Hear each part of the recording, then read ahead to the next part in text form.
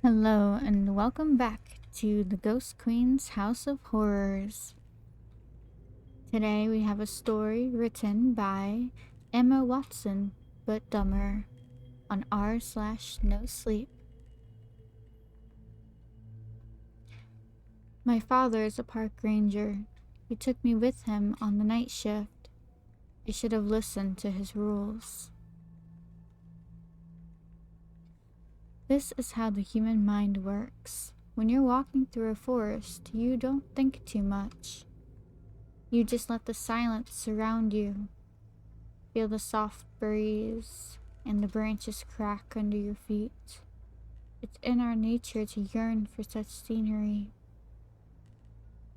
No matter how much we thrive in busy, concrete-soaked cities, forests are always welcoming and refreshing to us. The air is crisp and clear, and daylight plays hide and seek through the tall branches. It's inspiring and beautiful. Sometimes, though, as you walk on your path, your mind begins to focus on small things. Noises, gusts of wind, shadows in the trees. Silence can be both welcoming and unsettling, depends on how you view it. Forests are double-sided coins. They hide you away from the tiring city landscape, but expose you to another environment.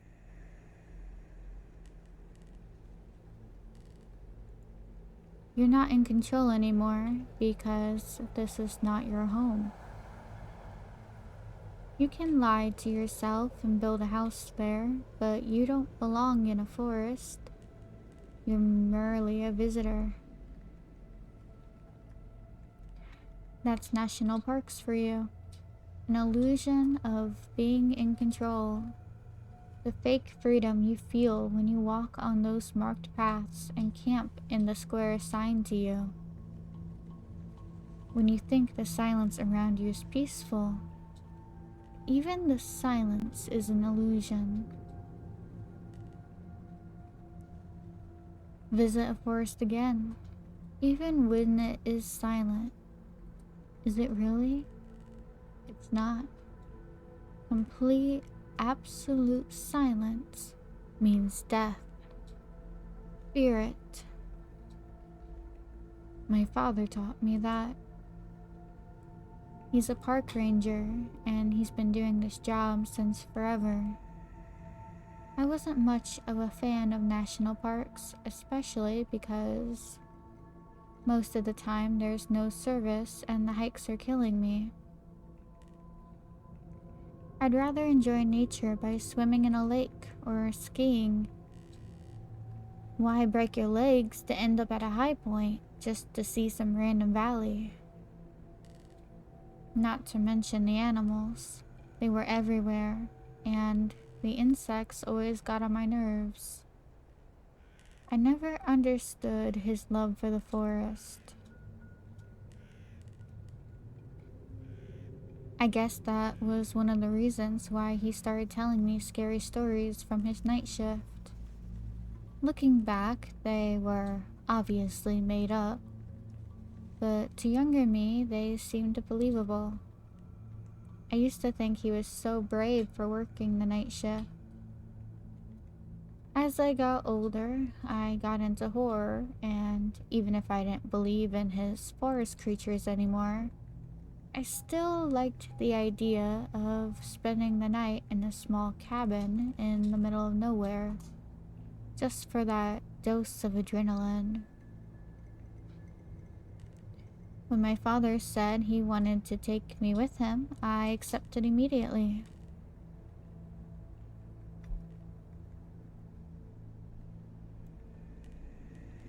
I knew why he offered. See, over the past years, our relationship had taken a big hit. I guess I was growing up and he didn't know how to handle that. He'd become emotionally distant and seemed to repel any of my tries to open up to him. In return, I'd become uninterested and irritable. In the words of my mother, this would have been a fun way to bond, I guess. We arrived at the park around 9 p.m. His shift started at 10 p.m. and ended at 6 a.m. His jeep pierced through the darkness and ventured into the woods.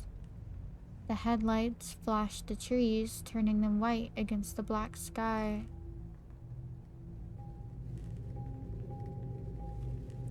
I'd never been on this route, but again, my visits to the park were rare. We drove for a while. Most of the time, people underestimate the size of national parks. It took us an hour and a half to get to the cabin, which wasn't even in the heart of the forest. I saw it, one single trace of humanity in the middle of nowhere. Tiny wooden cabin with flickering light bulbs and watchdogs. Before we got out of the car, my father stopped me.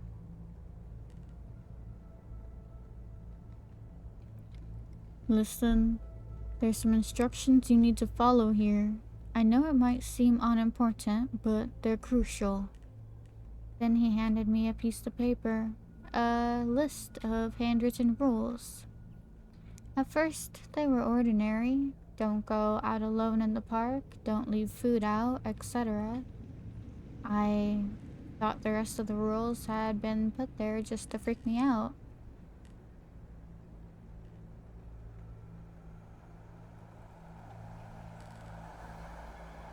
Dad, I'm not 12 anymore. You can't freak me out with this shit.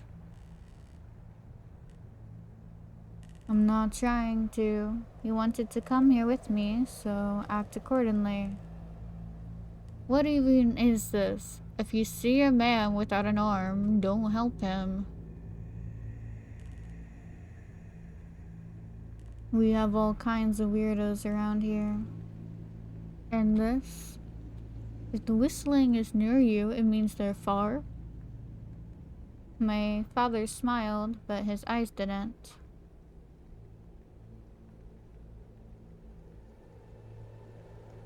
Some of these are added by superstitious fellows. It's more of a what if it's not going to happen to you. Don't go out alone in the park. Always have a working contact device. Don't leave marked paths unless instructed to and or without proper equipment. Don't leave food out and lock the trash bins. Always keep on the whistle and badge. If you see a man without an arm, don't help him. Your family is not in here. Remember, there's no reason for you to hear their voices from outside. Lock your car doors, even when you are driving. Check the marks on the trees. There's only 3 types of marks, all triangles, red, yellow, and green. Other marks are not ours. Don't follow them. If the whistling is near you, it means they're far. If it's far away, it means they're near. Beware of dead blue. What is dead blue? I asked. My father sighed. You know when you're out in the woods, when you think what you hear is silence, but you realize there are dozens of sounds around you, from birds to crickets to leaves rustling? Yeah? That's because there's no such thing as silence. Absolute silence. Never. There's always a sound, movement, life. Dead blue is the complete and utter silence. That's our code name for it. Death-inducing silence. Unnatural. Right, and when it happens, it won't. But what if it does? He paused, staring at the steering wheel. Then his head turned to me. His eyes darted from mine to the window behind me. You leave. That being said, he got out of the car and I followed. The cabin was dusty and cramped. I couldn't understand how he could spend 8 hours in here. He had a small TV, but it wasn't working, a desk, and a mini fridge. You sit here all alone? I asked. Yeah, why? That freak you out? Don't you get bored? Martin's post is 10 minutes away. Sometimes I just drive over. Nothing really happens out here anyway. My spot is pretty far from the campsites. I just have to patrol from time to time to make sure no one wanders off into the night. But that rarely happens.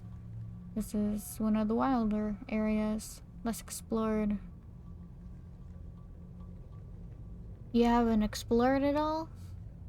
His eyes sparkled. Wouldn't be possible. So you don't know what's out there? That's the fun of it. You said you want adrenaline. There you go. I nodded. He opened the mini fridge and threw me some juice. Orange juice. I'd mentioned I liked this brand once, and he remembered. Maybe our relationship wasn't so bad.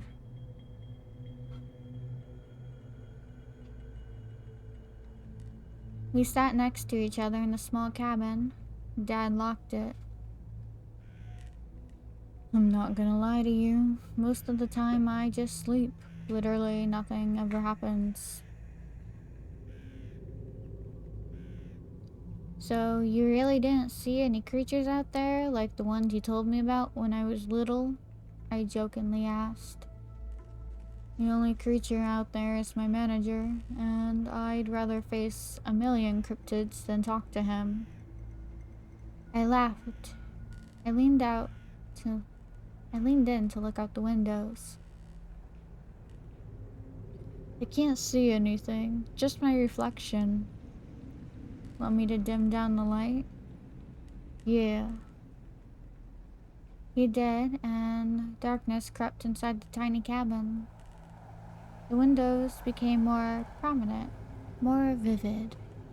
The light made by the moon was unbelievable, and the stars were actually visible compared to the polluted city.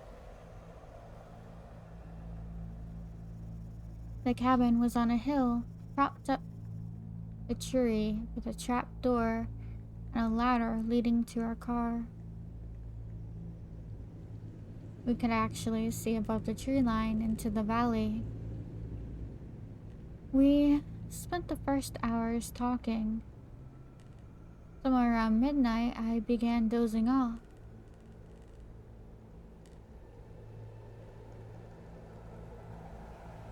I didn't want to, but I caved in and fell asleep with my head on the desk. Dad woke me up, and I rubbed my eyes in confusion. What time is it? I got a call from Martin. Right, who was Martin? I mumbled. The other one in the area. He says he got a call from a campsite and someone's missing. We need to go search for him. We? As in us? Yeah, you'll stay in the back seat. I'm on the phone with Martin right now. I could hear Martin's muffled voice through the speaker. Wait, don't take the kid. Why not? He'll stay in the car.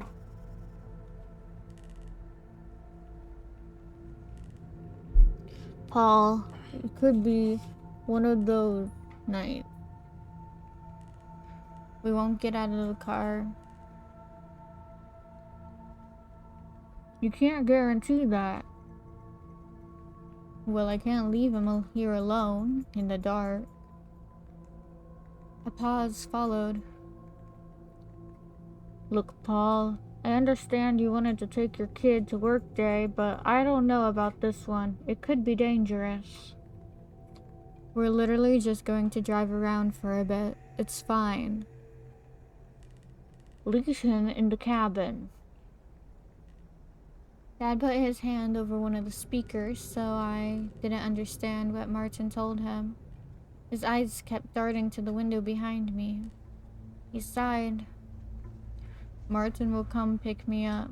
You are staying here, locked. Turn the lights off and wait for me to return. It's gonna take a minute and you'll be safe here. What? I'm not staying here alone. What did Martin tell you to change your mind? It doesn't matter. I'll return in maximum half an hour. You can go back to sleep if you want, or I can call you and we can talk. I was afraid.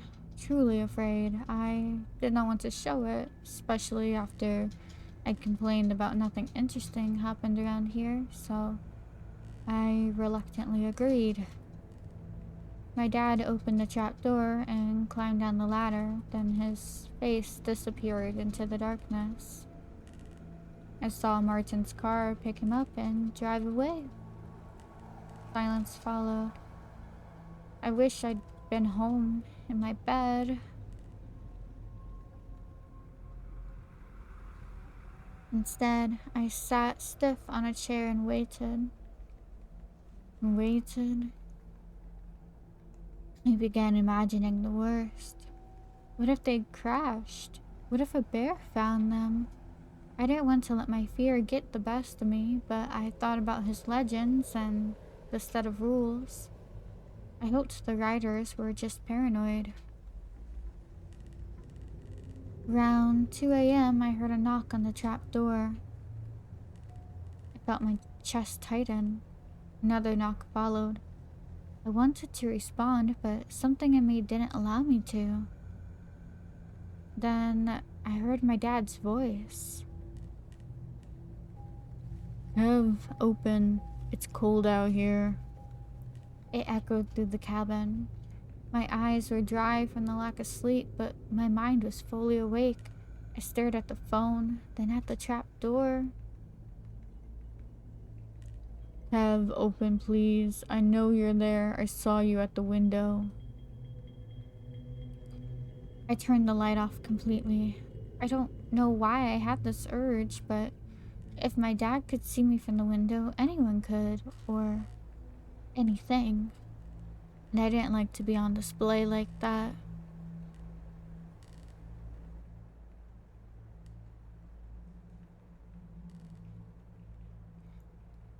You don't have a key?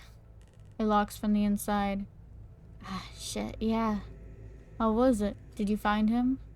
Yeah, we did. He was drunk off his ass.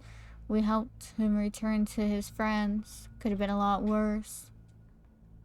As I was talking to him, I searched for the keys in the drawer. It was strange because I hadn't heard anyone climbing the ladder. Or seen Martin's car drive my dad back to the cabin. How did you get here without Martin? What do you mean? Open up, Kev. I'm freezing. Answer the question.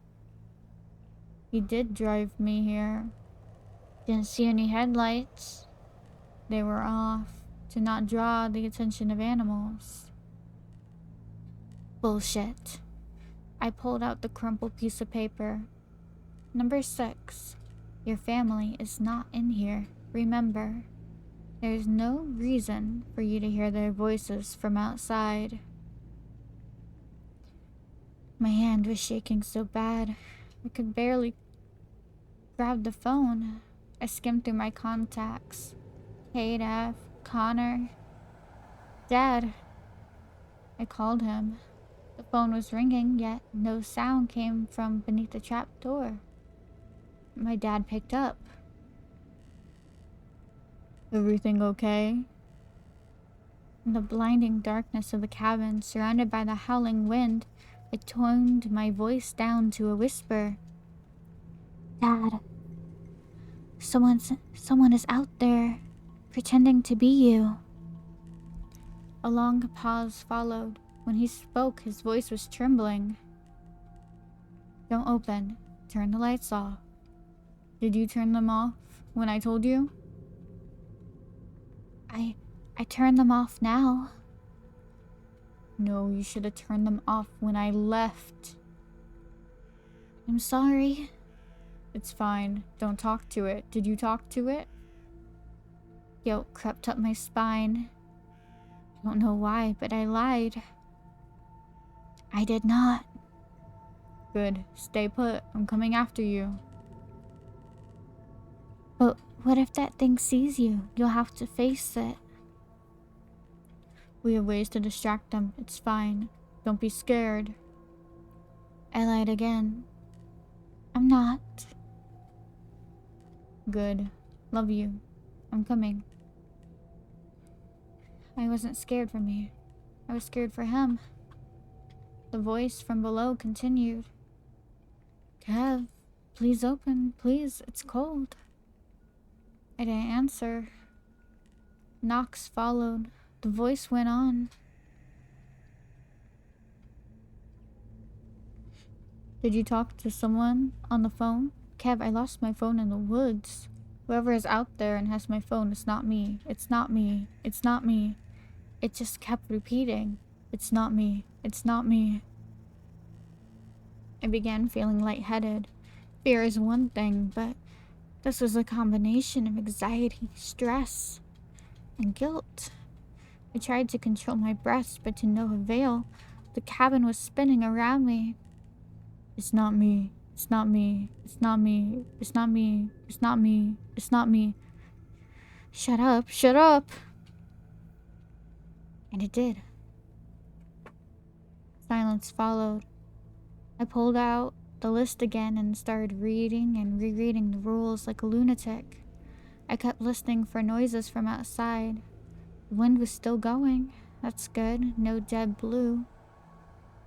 Then I heard a loud thud from my wall. And another. And another. It sounded like footsteps. They moved to the roof of the cabin.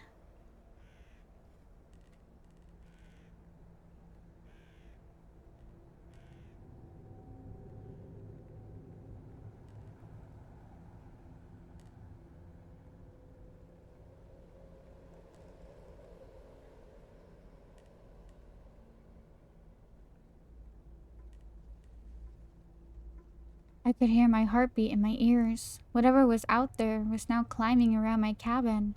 I could hear the scratching outside. I started to cry, covered my mouth with my hand. I just wanted my dad. I wished I could see his face again.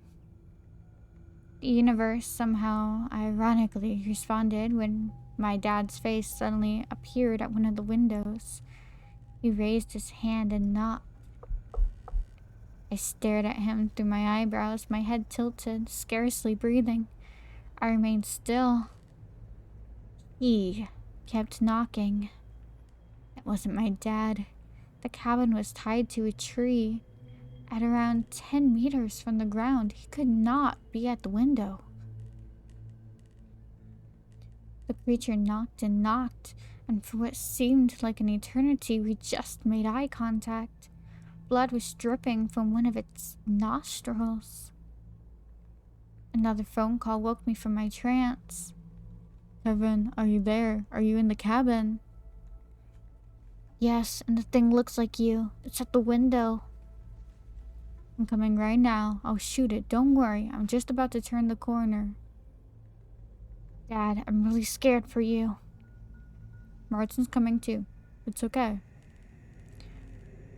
Truly, in a few minutes, Martin's car pulled up. I cried in relief. The thing turns its head to look, then back at me. It opened its mouth wide and used its fingers, hold the corners upwards to form a smile, then jumped into the woods, into the darkness. Gunshots followed. After a few minutes of silence, I called my dad. He picked up.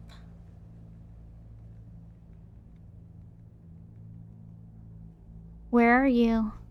I asked. "I'm coming to get you." I saw him walk towards the cabin, then heard him climb up the stairs. I unlocked the trap door and hugged him tight.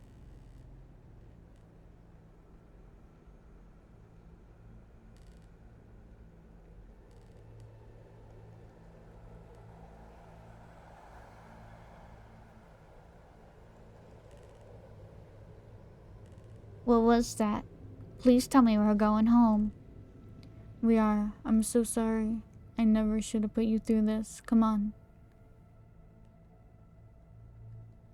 As we walked towards our car, my blood ran cold. It was not something I'd seen or heard, but the opposite. The wind had stopped. The crickets had stopped. Dead blue.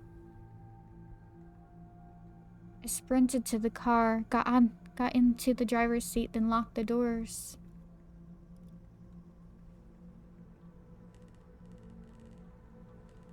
My dad was standing in front of the car, confused. That's when I got a text, and I hit the gas. I ran him over, then turned the car around and sped into the night. I barely knew how to work it out since I didn't have my license, but I left as quickly as possible. Behind me, a car followed.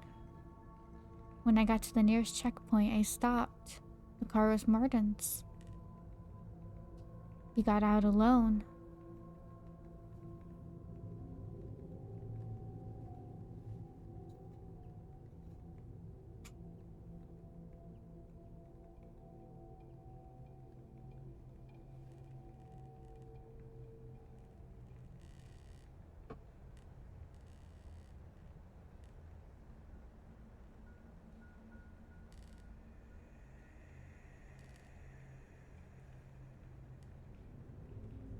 "Where's my dad?" I asked. "He, took an ATV to get you, said he'd get there faster. I texted him to turn around and that you were safe." The text he'd sent me. "Martin and I split up. He may get there faster than me, and if he does, he'll text me to turn and head to the checkpoint. There's no one with Martin. He's alone." I thought I'd unlocked the trap door to my dad, but he'd actually taken an ATV and turned to the checkpoint. The thing I'd ran over wasn't my dad, and I'd known it since I felt that unnerving silence. However, no one at the checkpoint has seen my father. As I'm typing this, I'm afraid for him, but a part of me knows he's alive. Maybe he took another route or got lost. Whatever he did, I'll find him.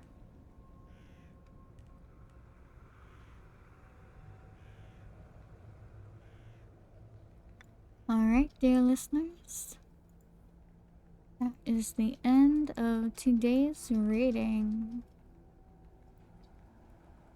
Tell me what you thought of this story down in the comments below. Make sure to like and subscribe. And tune in for the next episode.